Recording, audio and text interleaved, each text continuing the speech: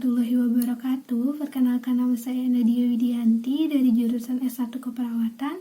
Di sini saya akan memaparkan materi mengenai sistem perkemihan yang terdiri dari anatomi dan fisiologinya.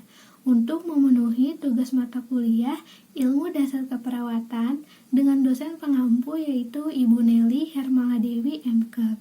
Baik, langsung saja saya mulai pemaparan materinya. Baik, sebelum saya menyebutkan dan menjelaskan anatomi dan fisiologi mengenai sistem perkemihan, alangkah baiknya kita mengetahui apa itu sistem perkemihan.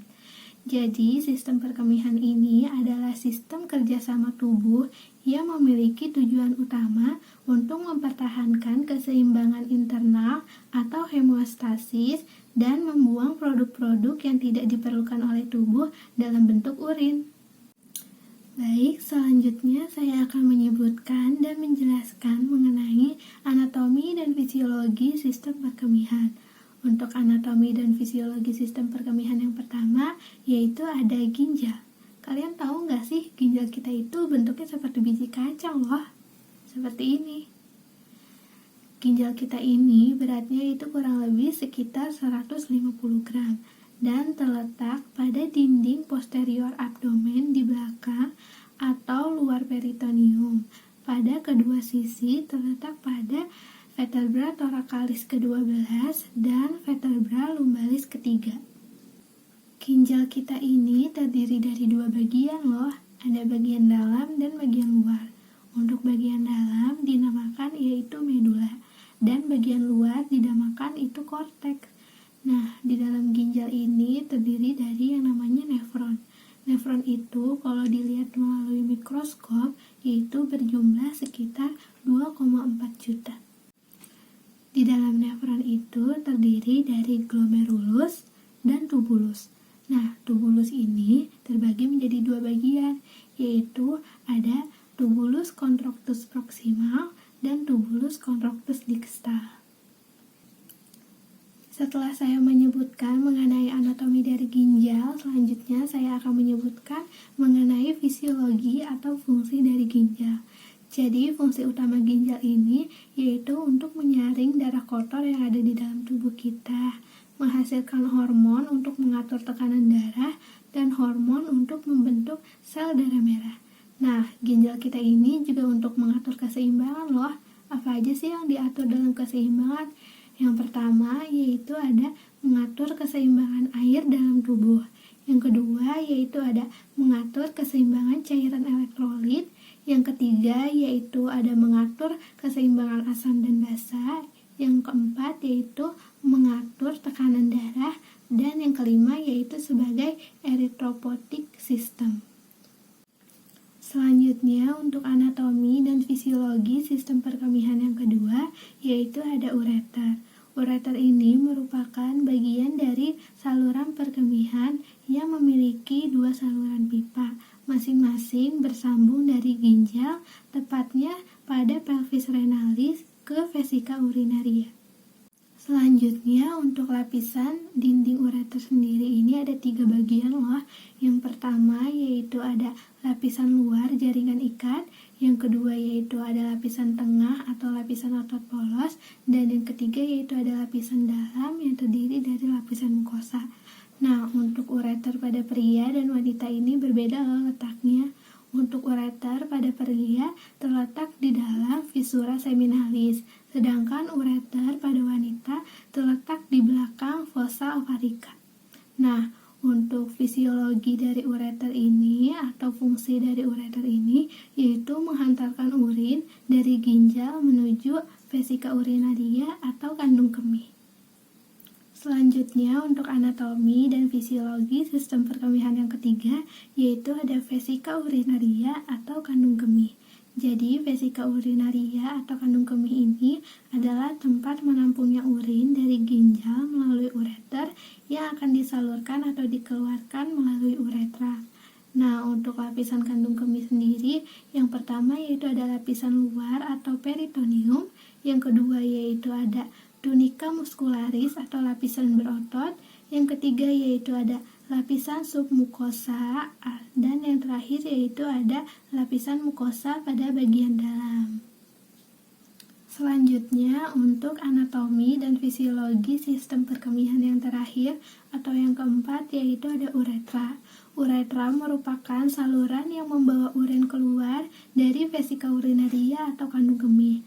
Nah, untuk panjang uretra sendiri berbeda loh antara pria dan wanita. Nah, untuk pria ini panjangnya yaitu kira-kira 13,7 sampai 16,2 cm. Sedangkan pada wanita panjangnya yaitu sekitar 3,7 sampai 6,2 cm. Nah, untuk lapisannya sendiri terdiri dari lapisan otot polos, lapisan submukosa, dan lapisan mukosa. Di samping perbedaan panjang uretra antara pria dan wanita, fungsi atau fisiologis uretra pada wanita dan pria juga berbeda loh. Untuk pria, fungsinya yaitu sebagai organ perkemihan dan organ reproduksi atau seksual. Sedangkan fungsi uretra pada wanita yaitu hanya sebagai organ perkemihan. Selanjutnya, di sini saya akan menjelaskan mengenai mekanisme pembentukan urin yang terjadi di ginjal. Dalam mekanisme pembentukan urin ini terbagi menjadi 3 proses. Yang pertama yaitu ada filtrasi atau penyerapan di glomerulus. Nah, darah yang tersaring adalah cairan tubuh kecuali protein yang ditampung di kapsula Bowman yang terdiri dari glukosa, air, sodium, klorida, sulfat, bikarbonat, dan lain-lain. Lalu diteruskan ke tubulus ginjal. Cairan yang disaring ini disebut filtrat glomerulus. Selanjutnya di sini saya akan menyebutkan beberapa faktor yang mempengaruhi proses filtrasi di glomerulus. Yang pertama yaitu ada aliran darah ke ginjal, yang kedua yaitu ada rangsangan simpatis, yang ketiga yaitu ada tekanan darah, yang keempat yaitu ada konsentrasi protein plasma, yang kelima yaitu ada luas protein plasma, dan yang keenam yaitu ada permeabilitas membran. Selanjutnya yaitu ada glomerulus filtrate rate atau GVR. GVR ini bergantung pada yang pertama ada tekanan arteri, yang kedua yaitu ada aliran aferen, dan yang ketiga yaitu ada aliran eferen. Selanjutnya untuk proses kedua yaitu ada proses reabsorpsi atau penyerapan kembali. Pada proses penyerapan kembali ini sebagian besar glukosa, sodium, fosfat, klorida, dan beberapa ion bikarbonat. Pada proses ini terjadi secara pasif atau obligator reabsorpsi yang terjadi di tubulus proksimal. Nah, pada tubulus proksimal ini terbagi menjadi 2 bagian, yaitu ada pars descendens lobe handle yang sangat permeabel dan pars ascendens yang sangat tidak permeabel terhadap air. Selanjutnya, setelah terjadi penyerapan kembali di tubulus proksimal, dilanjutkan penyerapan kembali di tubulus distal, di mana penyerapan kembali ini yaitu terjadi pada sodium dan beberapa ion bikarbonat yang masih diperlukan oleh tubuh. Nah, penyerapan ini terjadi secara aktif atau reabsorpsi fakultatif dan sisanya dialirkan ke papila renalis. Selanjutnya yaitu ada proses yang terakhir atau proses sekresi atau augmentasi. Sisa dari penyerapan kembali yang terjadi di tubulus distal ini dialirkan ke papila renalis lalu dialirkan keluar. Itulah mekanisme pembentukan urin yang terjadi di ginjal. Baik, selanjutnya di sini saya akan menyebutkan beberapa gangguan atau masalah pada sistem perkemihan. Yang pertama yaitu ada retensi urin. Retensi urin adalah menumpuknya urin pada kandung kemih akibat ketidakmampuan kandung kemih untuk mengosongkan isinya. Selanjutnya yang kedua yaitu ada inkontinensia urin. Inkontinensia urin adalah ketidakmampuan otot sphinkter untuk mengontrol ekskresi urin. Yang ketiga yaitu ada poliuria. Poliuria adalah pembentukan urin secara abnormal tanpa adanya asupan cairan. Contohnya pada pasien diabetes mellitus. Dan yang terakhir ada urinaria supresi. Urinaria supresi adalah berhentinya pembentukan urin secara tiba-tiba. Itu saja beberapa masalah atau gangguan pada sistem perkemihan. Selanjutnya di sini saya akan menyebutkan beberapa pemeriksaan diagnosis pada sistem perkemihan. Yang pertama yaitu ada urinalisis. Urinalisis ini merupakan pemeriksaan rutin pada urin yang terdiri dari yang pertama yaitu ada observasi warna dan kejernihan urin. Yang kedua yaitu ada bau pada urin. Yang ketiga yaitu ada tingkat keasaman dan berat jenis urin. Dan yang keempat yaitu ada pemeriksaan tingkat kadar glukosa, protein, dan badan keton. Selanjutnya yaitu ada pemeriksaan pada ginjal. Fungsi pemeriksaan pada ginjal yang pertama yaitu untuk mendeteksi adanya gangguan pada fungsi ginjal. Yang kedua yaitu untuk mendiagnosa penyakit pada ginjal. Yang ketiga yaitu untuk memantau perkembangan penyakit pada ginjal. Dan selanjutnya yaitu untuk memantau respon terapi. Dan selanjutnya yaitu untuk memantau respon obat terhadap fungsi ginjal.